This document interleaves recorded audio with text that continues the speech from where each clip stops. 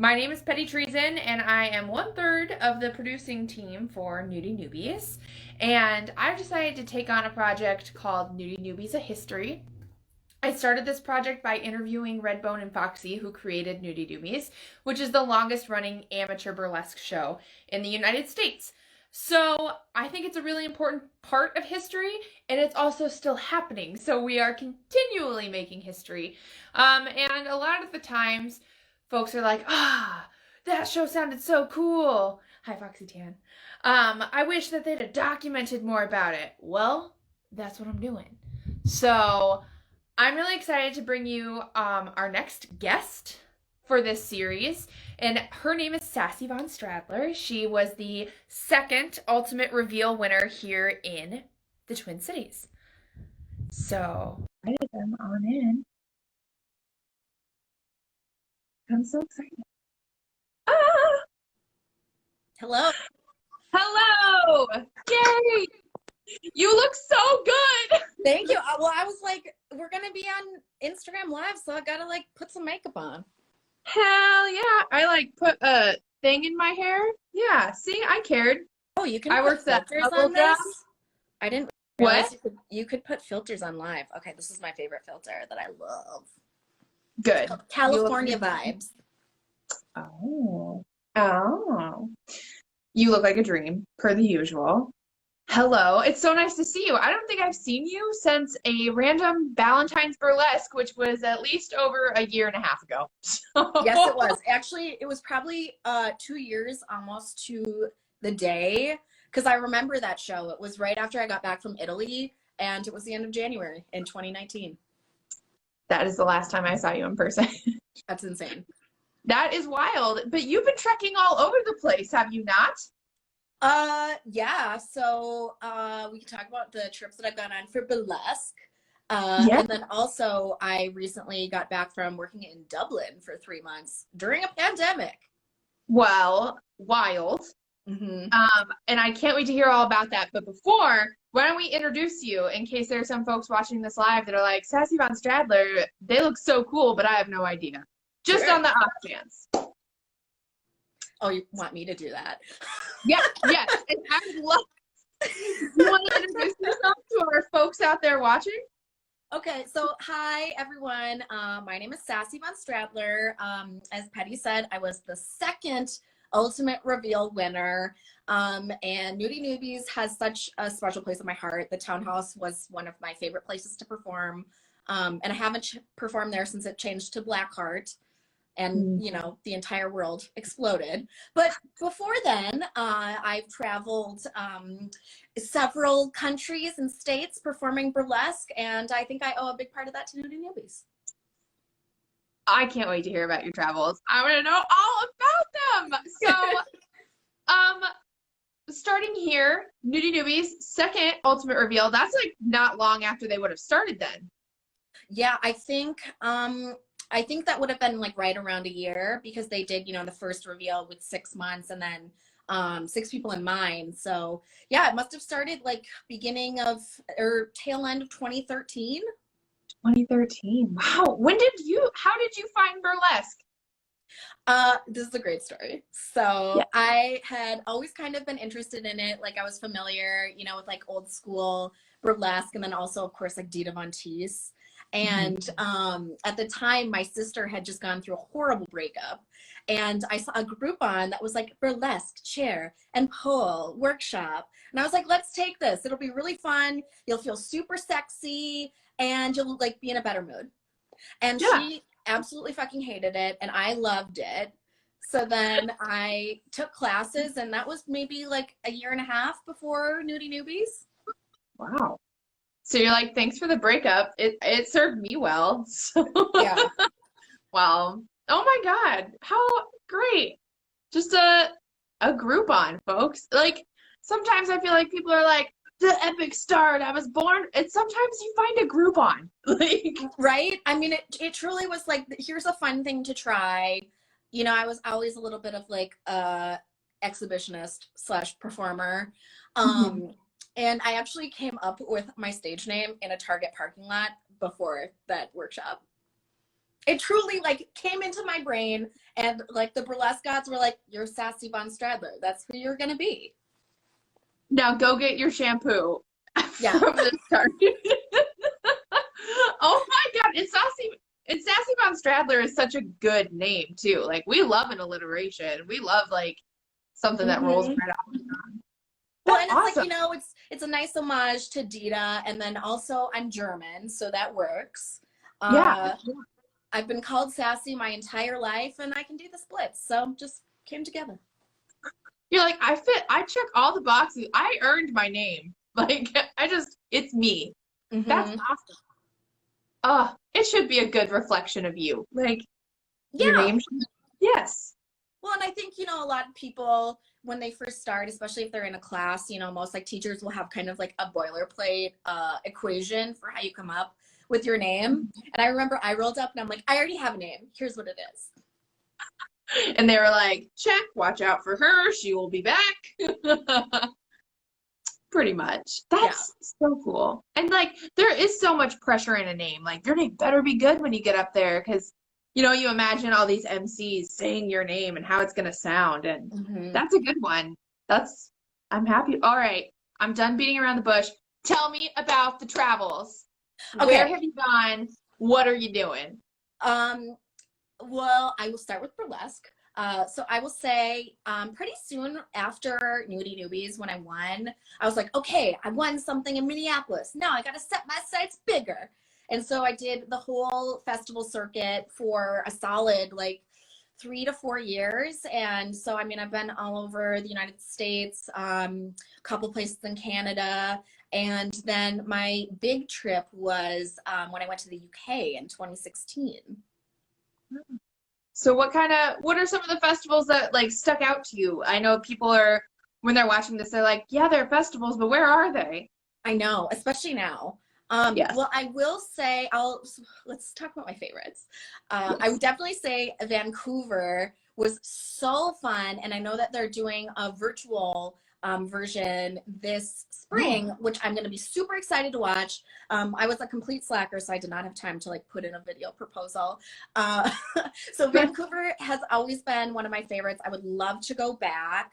Actually, just right before COVID, this is my last live show, was Teaser Festival in New Orleans. And that was, I mean, if we were going to pick a weekend to, you know, not perform anymore, that was the perfect weekend. Because, I mean, there's a competition aspect, which I was in to a live band, and it was on Friday. So it's like, show up, compete. Okay, now you're done. Now you get to just enjoy the rest of the weekend. It was so fun. And then as far as overseas, Hebden Bridge, that was my first international festival, I think. Yes, I think that came before another Canadian one. But it's in the most idyllic British village, and the talent was so high and it was so well produced, and I would love to go back. It was amazing. What was it called again? Hebden Bridge Burlesque Festival. Hebden Bridge. Petty like takes notes. Hebden Bridge, goes to quaint English town. Goes like, around, I mean, swings on swing, like Keira Knightley. Literally, there were not one, but multiple dog cafes where there would be a menu for your dog, and you could bring in your dog. And so it was basically like I saw dogs everywhere and ducks everywhere and cobblestones and canals. And then I also got to see some boobies. So it was perfect. Oh my God, what a life. And I'm sure when you're like, hey, broken up with sister that I love so much, let's go take a class, you were not imagining I'm going to go strip in cobblestone-laden towns. No. International showgirl was not like a checklist on my resume before then, so. Yeah. No, totally. I'm looking over some questions, but I'm really just like, I love hearing. I feel like you're someone because we're both from the Twin Cities. And so like I see you around, but now I mean, no one's gotten a chance to chat at all, but I don't get a chance to chat with you very often. So what So you did Nudie Nubies, and then was it just straight to festivals? You were like, fuck it, I'm applying, or? Pretty much. You know, I just knew that I wanted to experience burlesque outside of the Twin Cities. And, you know, I had made online friendships with so many people in different cities that I was like, hey, like, I want to visit the city anyways. So how I tried to decide of like what cities I was going to apply to is I really tried to pick places that I would want to visit anyways. So not only would there be like the cool burlesque element, but then also I could do like sightseeing and tourist stuff that I wanted to do anyways. So, I mean, my philosophy from pretty much the second that I started was I'm like, I'm just going to ask to be on your show. The worst thing that you can tell me is no. And That's fair. I will tell you, you know, as a little bit of a veteran or whatever, just seriously just ask. Like if you're a newer performer, obviously pay your dues, but again, there's no harm in asking. The worst thing that someone can say is no, and a lot of the times they'll say yes, and then you'll get an amazing experience out of it. Right. I mean, recounting your stakes. What are the stakes in this situation? You send an email, the worst that's going to happen is they never respond to you. Exactly. Like you send a message, you never know. I did like that you said, you know, you obviously have to pay your dues. And now it's especially so hard for people starting burlesque. Like, Yeah. how do I pay my dues? There's no dues to be paid. Go ahead. I was just gonna ask, like, what steps would you encourage someone to take for starting to pay their dues? Because some folks, you know, if they do a Nudie Nubies, they're like, that felt great. I have no idea what to do now. Yeah, I mean, so obviously when I'm speaking about my own experience, that was pre-COVID, which I feel like has completely changed the industry and, you know, it as a hobby, if it's something that you want to do. So when I started, I would basically just try to be in every single show that I could be in. Like, I'm like, you give me $25 and a drink ticket? Sure, I'll show up, because I was just so hungry and I was at the phase where it was so fun no matter what. So again, I really just asked like every single person in the Twin Cities. I'm like, hey, can I be in your show? And obviously in some cases, you know, they were asking me as well, but for the most part, it was just like, can I be in your show? So I think really going to shows, you know, when that was a thing would be big. You know, if you have access to classes, I think it's like great to learn. But now let's fast forward to now. I mean, in some ways, if you're just starting out, I feel like there are so many more opportunities to learn, because you're not just like bound by the one burlesque studio that's open in your major city. And, you know, maybe you don't like that person's style, or, you know, whatever reason that you might not want to go there. Now you can take online classes from pretty much anyone, anywhere, because if you can't make the live class, for the most part, it's recorded or pre-recorded, so you can access it whenever. So, I mean, I think that's an exciting part of where we are right now. And then as far as actually like performing, I think it's tough with online shows, because a lot of the time it's just kind of like who you know. But I would say do the same thing. I'm like, find online shows that you like, watch them, be patrons of them, support them, and then shoot the producer an email and be like, can I be in your next show? As someone who produces quite a few online shows, I can definitely say I notice when people come to my shows. Yeah. Even just like a little post like, I'm going to the show that Perry Treason's producing or whatever. I'm like, I see you. Thank you. I'm tired of sharing my own shit. I really appreciate it. So I do think that now it's harder for folks to break in, because not only is it who do you know, but there are so many folks that burlesque is their entire income. Like it's their entire life. And now they're working online, not as a hobby, but because that's what they have to do right now. For survival. Like, for survival. And so I know for people who produce shows, those folks are going to be at the topmost part of their brain, because it's not a hobby that they just started. It's a survival. And so I feel, because I also teach at a school, so I do feel for the newbies that are starting and then like, Yeah. Although also, I mean, like if we're talking about breaking in, if you start a TikTok now and devote it completely to burlesque, I guarantee you'll blow up. Like if you have like nice costumes, or even just like, you know, an interesting, funny act that you can condense into a minute, Like, I guarantee there are going to be people that come up in TikTok, and then if we ever, I mean, fingers crossed, transition back to live shows, then we'll be like, okay, can you bring it to the live stage? Because now, you know, I feel like we're doing the opposite. We're like, okay, can you bring it to the editing room? Which, let me tell you, it's hard. I have such a hard time. I feel there's like two camps of online shows, pre-recorded or live, right? Like that's just how it's going to be. I can really only participate in live because I don't have shit recorded. Literally nothing. I mean, I will say, so I won't lie, I'm not really super into online shows, being in them, because I honestly feel like it's more work. Because at this point, it's like, if you don't have a cool setup, if you don't have the room, if you don't have a camera person, you're limited as far as like what you can really give. And part of the electricity and what you feed off of in a performance is that audience energy, you know? So when I'm on stage and I can see people, or I can at least feel them, like I can feel when they're really getting into it, and that just makes me serve it harder. Whereas when I'm doing like a live online show, you know, for the most part, I can hear every single thing hit the floor, which I'm like, don't love that. And then also I'm like, I'm not sure if this looks that good at that angle. I can kind of see, I'm looking at my front facing camera and I think it looks okay, but I'm not sure.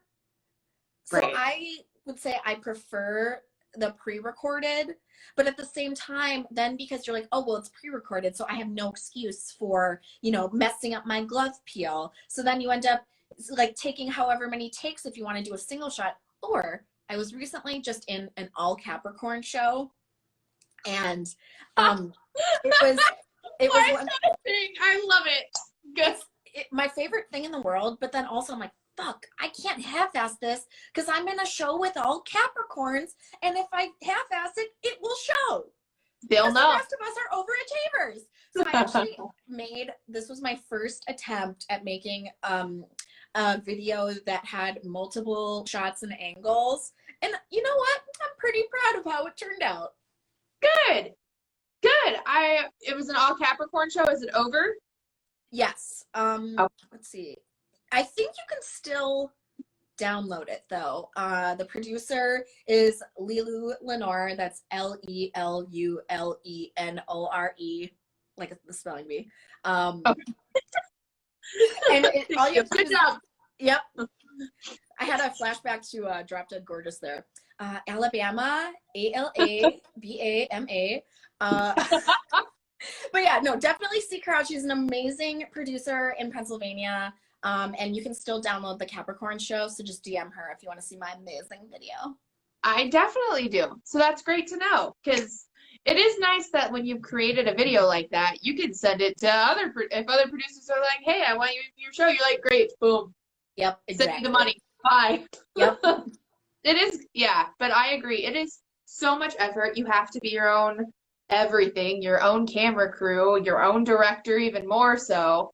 And I do love, I mean, it's no secret, I'm an improv bitch. So like the not always knowing what's gonna come next is really a driver for me. Like if I do fuck up, how am I gonna fix it? If I don't screw up, how am I gonna feel when I finally don't screw this up? Like, yeah, having that taken, it hurts the magic. But I think one of the great parts about Nudie Nubies in particular is that we get to go all over the world. Because burlesque is so US centric that when we go to other countries, it's just so cool to see what is thriving in their areas. You talked about the UK show that you did in Keira Knightleyville, which is just what I'm imagining in my head. But it's not your only international show, right? No, I did another festival in the UK that will not be named because it's problematic. Also, for any like performer watching, if you ever want to know, like from my own experience about a festival that you know I've been in, always feel free to ask me. So I did that one, and then again, I've performed in Canada a fair amount, and then I'm hoping, because I'm most likely moving to Ireland for a year, that I can explore the Ireland circuit and then also the European circuit. You'll be right there. You can just hop right on over. What? You're moving to Ireland? Yeah, so So I'm never going to see you in person again. I'm really glad that we had this chat. I mean, it's not like I'm never coming back to Minnesota, but We know. yeah, for my day job, I'm going overseas. Okay. That's great. As a person that also has a day job, how have you found you've traveled and performed in other places for years? Mm-hmm. So how have you found that balance? Do you have a type of job that you're able to, or? Yeah, so when I first started burlesque and when I really first started traveling, I was doing legal contract work. So, I mean, it was basically hourly. I could fuck off whenever I wanted with little to no explanation. I'll just be like, yeah, I'm going to be off for a month. And they'll be like, okay, well, you can either come back to this project or we can give you a new project. I'm like, cool. So that's what I did for my heaviest like hustle years, I would say. And then it was 2018 when I got like a real adult job. And then that was like when I had to start learning like how to balance it. Because at first, like I would say for maybe like the first like 4 or 5 months of this job, I was still trying to perform every single weekend. And then couple that with a job where you actually have to work and you can't just do your burlesque admin at your desk. I got so stressed out and like so burnt out. And then I also, you know, had a shitload of trauma that I was trying to work through and like was using burlesque as a way to avoid it. That, I mean, it just got to a point where it like wasn't sustainable with the same thing. And as I, you know, started taking my day job more seriously, I'm like, okay, like I can't perform every weekend. Like I kind of just like want to perform when I feel like it and when I want to see my friends, and not because I'm trying to like hustle as like a different form of income. So I like took a lot of time off. I did a lot of self work. Originally I was only gonna like take a month off, and then, you know, turned out to be like over a year. But it was so good because like I actually, you know, figured out like what my relationship was to burlesque, and I came to a place where I'm like, I no longer think that this is going to be, you know, part of my income. It's not going to be a sustainable thing that keeps me going. It's too much work, and at least in the Twin Cities, I won't speak for everyone because obviously I'm not in everyone's situation, but it's really hard to do burlesque full time. Like you're definitely going to have to, you know, have some kind of other like art job or side hustle or whatever. And I really just got to a point where I'm like, this is something fun that I love doing and I'm really good at it, but I don't need to do it all the time. Like my love of burlesque is not quantity, it's quality. So then how I shifted after that is like, I'm like, I really just like want to see my friends in other cities. So I would just plan, you know, either go to a festival or like go to a city, pick up maybe like 1 or 2 shows, and then just like have it be like a fun vacation. And that, to me, I'm so happy I did that pre-COVID, because I'm like, okay, I've already, you know, unpacked my relationship with burlesque. I've gone through years of extensive therapy that now I get to just practice those tools that I've acquired. And Right. so I'm thankful for that I put that in before COVID. Yes. And I'm really glad you're talking about your journey with yourself in burlesque, and it's changed. I feel like a lot of folks, when they start and they get going, it's the rat race, right? Like, how do I get into the next show? I keep going, I get bigger, blah, blah, blah. And acknowledging that you can have your own goals. Like, if your goal is to perform in different cities where you have friends living, so you can have fun weekends with them, get to do your art, and that makes you feel complete, that's beautiful. Yeah. Like, why, it's okay to want that. It's okay to, and it's also okay to want to be a Miss World Exotic and all the whatnot. Like, that's all great. You get to, you can change. You can want that for a while and then want something else. Like, there's no one holding you. There's no rules. There's no rules. There really isn't. And I like to kind of be like tongue in cheek about it and call myself a professional hobbyist, because I feel like the conversation comes up every couple of years in the burlesque industry. It's like, well, are you professional or are you a hobbyist? I'm like, well, I'm a professional hobbyist, because I'm like, I perform at a professional level, but guess what? This is my hobby. I'm not making any money from this. I'm like, the amount of Swarovski crystals I'm putting on this, or Preciosa, Let's be real. I'm like, it's never going to equal out to what I put into it, and what I put into it is for my own love of it, you know? So. Right. You don't have to, yes. People do not have to live up to your standards, and you do not have to live up to theirs. Just go to and do extensive amounts of therapy and find your relationship with burlesque. That's exactly. It's simple. It's start performing. Perform for 5 years. Have numerous mental breakdowns, then go to therapy, then come back. Great. I think I'm on the checklist of like performing for multiple years, so I'm probably due for a breakdown anytime now. Good to know. I'll let my partner and all my dogs know. So when it happens, they'll be there. But yes, and especially now, everything has shifted. I mean, it's overly said, but like everything is different. But it is. You can't act like it's the same, because it's not. Well, and even those, you know, big milestones, you know, like getting into a competitive festival, or, you know, BHOF, getting on the top 50 list, like those things are still like extremely important and valid accomplishments, but they're completely different now in the virtual world. Yeah. It's a totally different ball game. And honestly, it's probably not going to shift back anytime soon. No. Honestly, that's the depressing part of it is, you know, I'm still because I'm going to be moving in like the spring, right before summer. I'm like, well, I hope. Sorry about that. My thing just popped up. Like it'll be great if things are back to normal by summer, because then I can travel. And in the back of my mind, I'm like, but you're not going to be traveling in the summer. Like, you'll probably go on some cool hikes, but you're probably not going to be like island hopping in like the Greek Isles. No. I hope for that. Yes. I have started trying to take back to normal out of my vocabulary, because there's not a back to normal. No. I have now started saying when things have changed, or when there's better regulations implemented, or, you know, some highbrow way of saying in the future, because I remember I was at a show one time and someone for $20 put a drag queen nail in their mouth on stage, and that's not going to happen.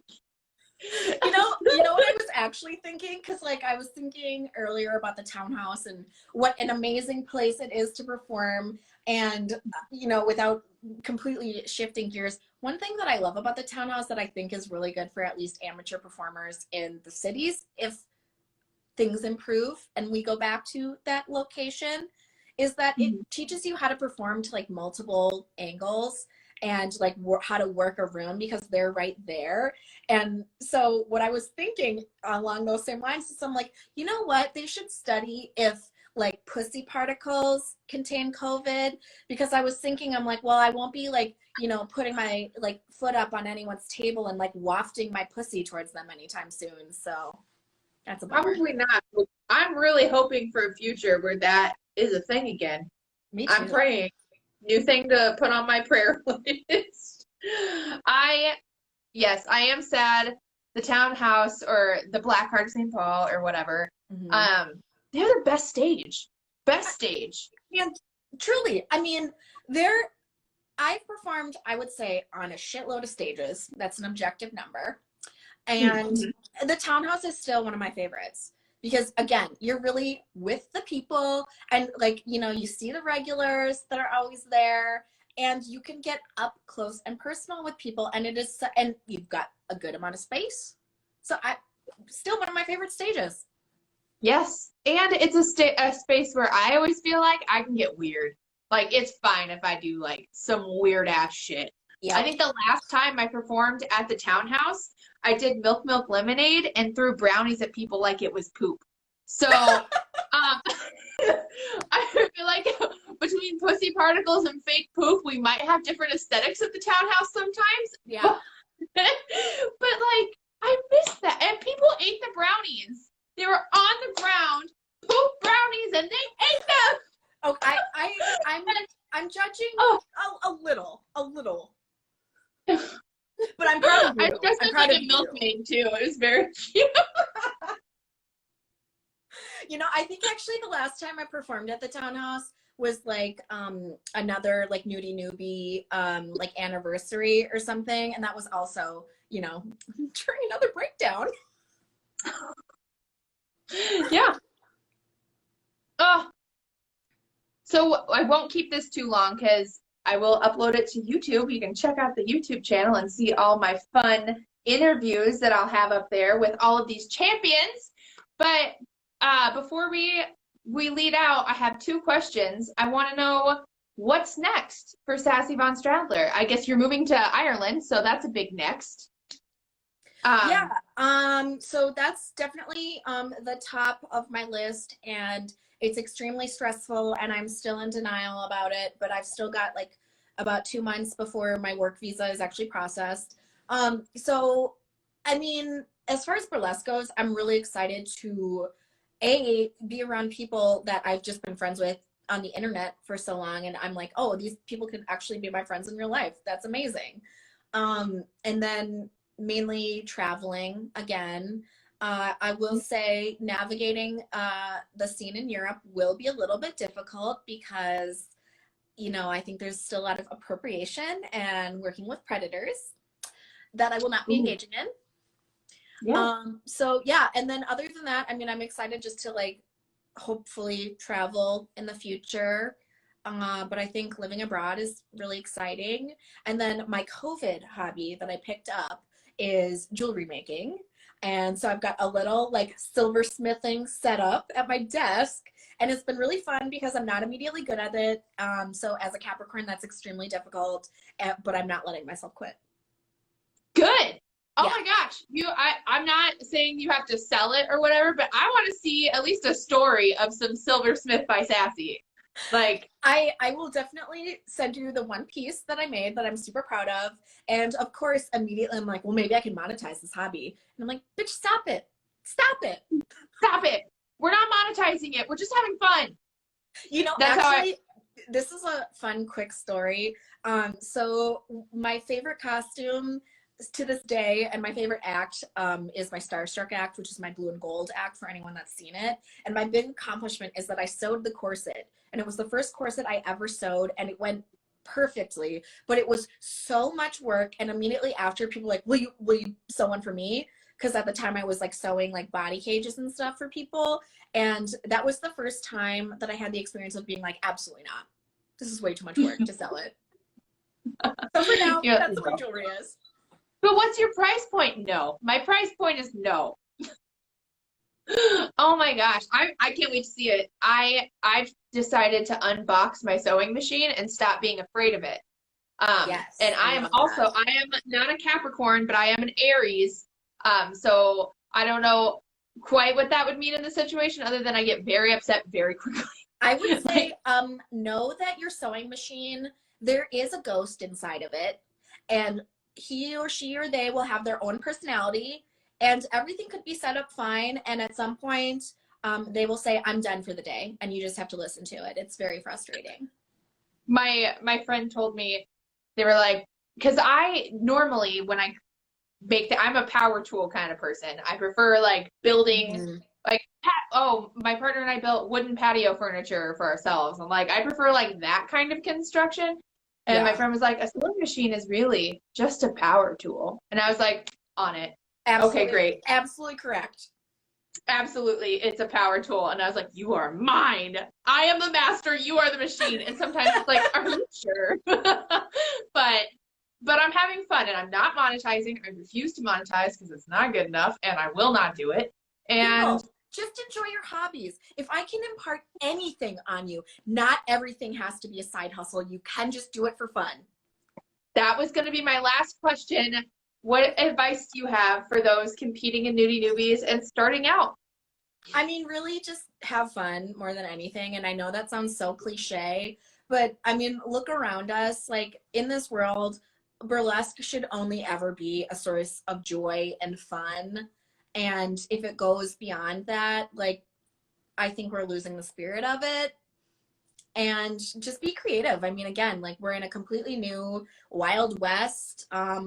You could blow up on TikTok. I don't know. And the world's your oyster. And floss your teeth. And I do blush. the only reason that I say that is because like I can't remember what it was for, but someone asked me like what my biggest like beauty tip was, and I truly said floss your teeth, and I was 100% serious because floss your teeth. It makes your mouth I think about that healthy. sometimes. Like skincare is so like popular right now. Everyone's like, what serum, blah blah blah. I'm like, but when is tooth care going to matter? Like, talk to me about mouthwashes, Yeah. please. Yeah. Well, it's been so good to chat with you and to hear about what you're doing. You Absolutely. international burlesque hobbyist star. Thank you for being here. Thank you for spending your time on this Monday evening with me. Thank you for having me. Of course. I'm so glad. Thanks so Again, much. Nudie Nubies will always have like the biggest place in my heart. And truly, I could be like 60 years old and Redbone could call me up and be like, want to be in a reunion show? And be like, absolutely. Yes. I will do anything. Whatever Redbone says, yes. Once it's like the ultimate reveal 50. You're like, I'm here. I'm here. Thank you, Sassy. Bye. Oh, and follow me on Instagram if you don't already, and follow me on TikTok. My @ is Sass Von, and I post mainly stupid stuff, including TikToks about Guy Fieri and how much I love him, and my never-ending battle against the TikTok reviewers because they say that I'm harassing him. Not really. I did get one removed though for harassment/bullying, in which I said emphatically that Guy Fieri eats pussy. Well, yeah, he's off to devour the greatest out there. Like, why wouldn't he? He does. He does. But anyways, apparently that's too spicy for TikTok. So follow me for more. I can firsthand say I have seen Sassy's TikToks and they are quite on point. You're so stupid. Oh my God, go catch her before she gets kicked off. Go catch her before Guy Fieri does a cease and desist. I don't know. And you know what? I'll repost the one that was removed in my stories. So check there. Yeah, it's very stupid and very funny. I love it. I don't know. I throw poop on stage, so I really like stupid and funny. So I will be checking that out. And you should too. Thank you, Sassy. We appreciate you so much. Bye. I will Stay catch safe, you. everyone. Bye. Thank you all for being here on this Monday interview series, Nudie Nubies, the Insta interviews. That was Sassy von Straddler. Follow her on all the social medias for a little bit of goodness in your life. I'll catch you every first Monday of the month with a different Ultimate Reveal winner. And next Monday, you can tune in to see the incomparable Foxy Tan talk to one of our lovely and very photogenic sponsors. That was a hint. All right. Stay safe. Much love.